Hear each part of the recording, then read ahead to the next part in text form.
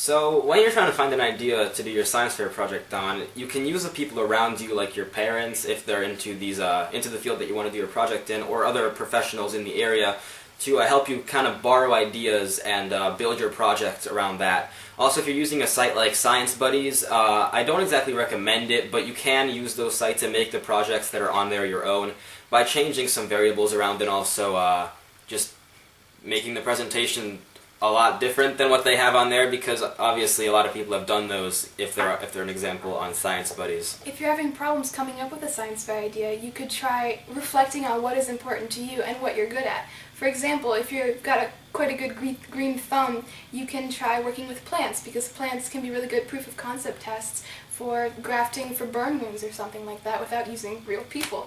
You could also try working with something that you're really passionate about. Like I said, for example, if you're really good at lacrosse, you can look at where you hold the stick versus some kind of physics concept.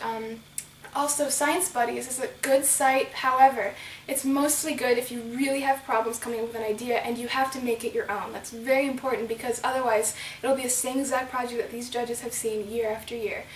For example, my first year I did a test with luminol, which is what you spray on blood to make it glow, and instead of working with temperature as a variable, which is what Science Buddies used, I looked at different kinds of blood, like pig's blood, off of meat trays, and then real blood, and etc. So as long as you make it your own and prove that you are passionate about what you're talking about and you really care about your idea, that's all that matters. An example of a project that you can be passionate about is doing research on cancer because maybe a relative of yours has cancer, or maybe just because you care about people and want to find a way to help them. Or one of my examples is helping the Earth.